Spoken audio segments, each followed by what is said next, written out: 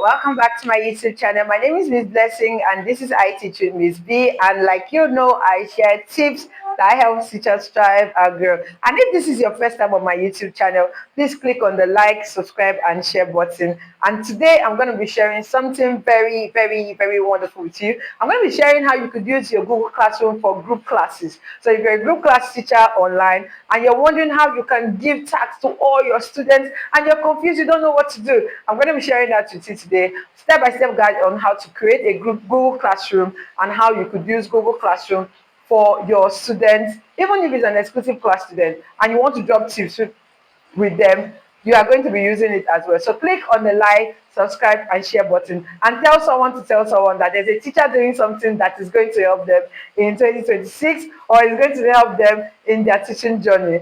Okay, now that we've heard about that, let's just dive right into the video and learn how to use the Google Classroom. Okay, we're going to be looking at how we can use the Google Classroom. And the first thing you need to do is to go to your Google Apps. Now, you could still search for it, but easier, just go to the Google Apps. So if you go to Google Apps, scroll down, you're going to see Google Classroom. Now, when you click on Google Classroom, it's going to open.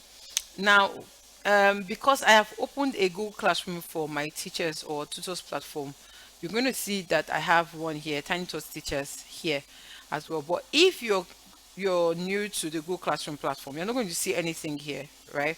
You're not going to see anything here at all. So what you do is, first off, you go to one beautiful thing about Google Classroom is Google has free educational information for you. So you could go to learn more, but I will come back there. So on Google Classroom, you're going to see home, you're going to see calendar, you're going to see teaching, like the teaching part of it. You're going to see archived classes. That's maybe for classes that you don't really want to use again. You're going to see them in archived classes, right? And then you're going to see teaching. Now, teaching shows you all the classes that you have joined and the one that you created as well. So if you're a teacher and you're new to Google Classroom and you want to create a Google Classroom, all you need to do is to click on the plus sign here where you have create or join a class.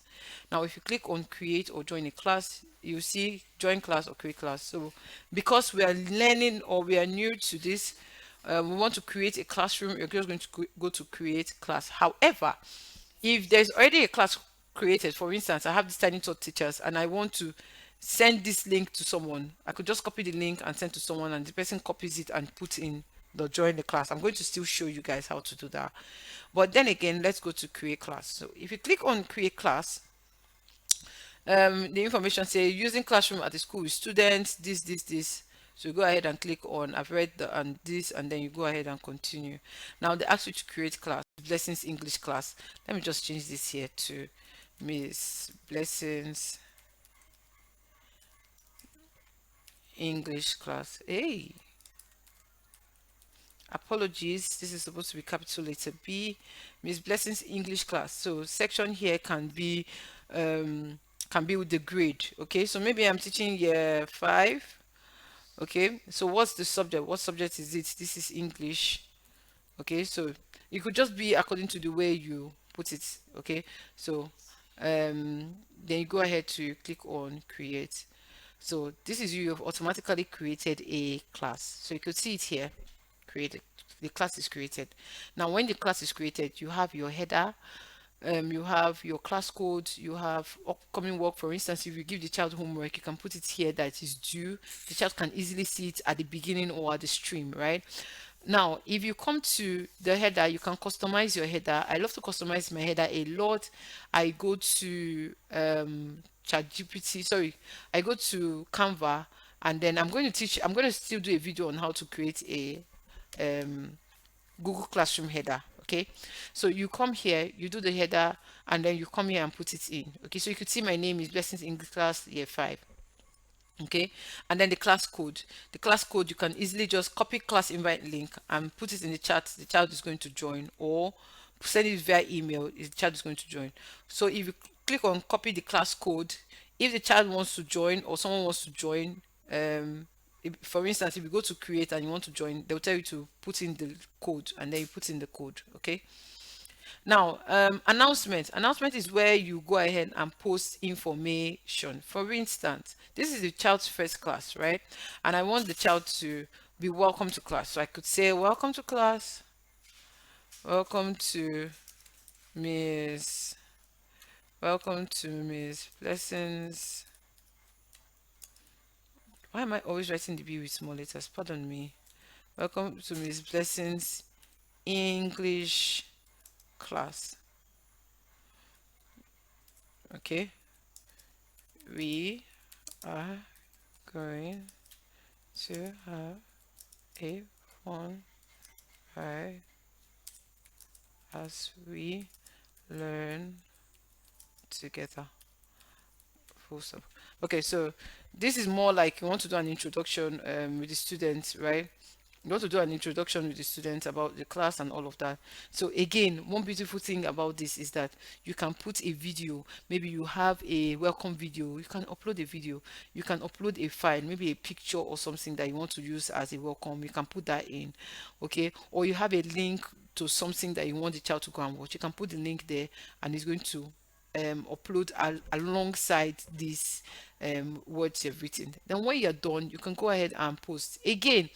If you have more than one student and you don't want the message to go to all the students, you can see here, because there is no student here, it will not, they're telling me that I need to invite students. But if you have up to two, three students and you want it to go to only one person, you could just select only the person, and then you can send the message directly to the person. The other students will not see it. Okay, so I'm going to post this. You can see it here. I have posted. Welcome to Miss Blessing's English class. We're going to have a fun ride together. This is a post I have made. Okay. Now, again, you can, for instance, the child can add a comment. Thank you, Miss, and all of that. You're going to see it in the class comments. Okay. Now, they say you can customize how classwork appears on stream. If you go to classwork and you post something, sometimes you see it on the stream. For instance, let's go to classwork. I want to show you guys something. Let's go to classwork. Now on classwork you have create. On classwork is where you create your assignments, your quizzes, your materials, anything you want to use. Okay, I had a student where the mom was telling me that for every slide we use in class that she wants him to have access to it, so I had to create a Google Classroom for the child, and we're posting materials in the Google Classroom. So for every material I used to teach, I put it there as well. So for instance, you are here and you want to create a material, maybe you're done teaching with your slide and you want to use the slide here, so maybe you could just put it here, lesson one. I'm just going to use anyone. Lesson one, adjectives. So you could go ahead and put the name of the lesson. You could put a description if you want to. And then you come here, you click on upload and then upload the file. Maybe you have a file on adjectives. Let me just show you what I mean. So when you click on the Google Drive, it's going to tell you to upload from your browser. So, well, sorry, from your files. So you just go ahead and browse. I'm going to just go to my downloads where I have things I've already downloaded, and then I'm going to pick on maybe the word puzzle, and then I'm going to click on open word puzzle. So it has uploaded. It has uploaded. Once it uploads like this, now you can go ahead. Like I say, description is optional. But okay, so instead of this, let me just change it to word puzzles since that's what I uploaded. Let's change this to puzzles. Okay, so you could add a description about what the lesson is about and all of that. Now for topic, when you have this is where the is coming to, where is the message going to? It's coming to Miss Blessing's English class, right? Assigned to all students. Like I said, if you have more than one student, you can choose who you want to send the message to and who you don't want to send it to, right? Then for topic, you click on topic and then create a topic. So maybe this topic I'm going to do is 2025 teaching materials, because you're going to be using it for a long time, right? So let me just say take 20. It could be anything, please. It could be grammar folder. So this topic is more like where, like it's just like a mini folder where you get to put your information in, right? So 2025 teaching material, you have created a new topic, and then when you're done with all of this, you can now go ahead and upload it. Actually right now I can't upload it because there's no student in the class. Once you're done creating, the reason why mine has refused to upload is because of the fact that there's no other students in the class with me, right? But if there are other students, you're going to see this. It's going to just, the material is going to what's it called, it's going to upload itself. Okay, so Now, once it uploads, you can see it in stream. It's going to come in stream, but you can take it away from the stream and then you keep it there. Like I said, the classwork session is where you can create your materials, questions. You can even reuse a post. You could see the people that have joined in, because like my own, see my own, I've been invited. I invited myself, but I've not joined. Okay, and then grades. So you could also use Google Classroom to grade your students as well. Then you have the class settings. So if there's anything that you want to do in your settings, invite codes, whatever it is, your class codes, you want to change it, whatever it is that you want to do, you do all of that here. You want to also create a meeting link that is going to automatically go from your Google Classroom to, you can go from Google Classroom to your Google Meet. You can do that here. Okay, so you can also create a Google Meet as well. You can also grade, maybe when you're done doing a quiz and all of that, you can grade, the child will come in here and see it. So Google Classroom is one very effective tool. Actually, like I said, there are even trainings that Google has put up, free trainings that you can go ahead, watch and learn how to use your Google Classroom. Okay, you have your Google folder here where you can go ahead and check whatever it is. You can take things from your Google Drive and then put them in. Okay, so Google, using Google Classroom majorly is more interesting, or more, how do I put it? It's more fun when you have mock students in the Google Classroom. Okay, I want to share what my Google Classroom looks like. So this is a Google Classroom that I use with for a particular class, and you see, like I said, things that we've done for years. So you could see the classwork section is where we put a lot of material. So even if a child misses class, the child can come here and see what was learned, right? We put in the worksheet, um, we put in the worksheet, we put in the slides, everything. The child can come here, look at it, and then do the task on the child's own. Okay, so you could see this is um so you could see that this is what we've done so far. English, you could see for math. Okay, so all of these things are things that you could use on Google Classroom. Like I said, this is a Google Class, so we have a lot of teachers. They come here, they post, the children go there, answer. You could see 19 comments from students. So the students will come in here, answer their questions, and move on from there. So like I said, all you need to do is know each part of it. The announcement is where you make your announcement. Classwork session is where you put in the materials for the students to do.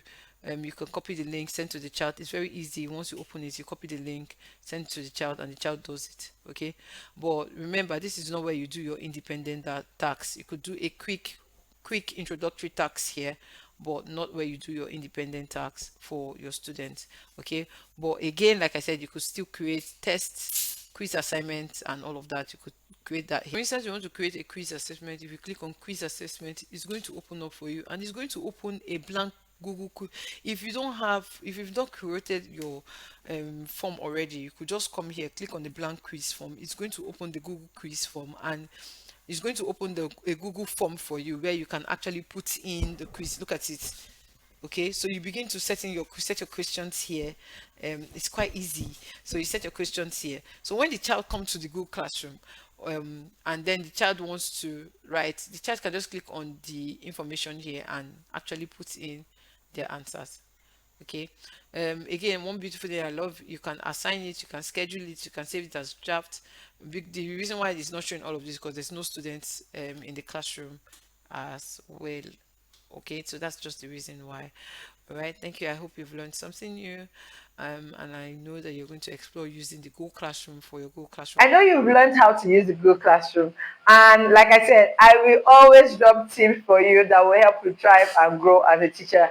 So please click on the like, subscribe, and share button. I have a playlist on other tools like your Google Meet, your Zoom, your Voov, anyone you want to use. I have a playlist on how to use the apps. So please go ahead, look at it or watch it and start using it for your classroom. Again, I have done other videos on how to use your teaching tools, or if you're new to the online teaching space, you don't know what to do, there's a playlist on how you can start tutoring online. Please go ahead and watch. And then I have a book Online Tutoring Blueprint, please go ahead, buy the book. I would say invest in the book and read it and then follow the step-by-step guide. You're going to be thriving as an online tutor very soon. Until I see you again in my next video, bye for now.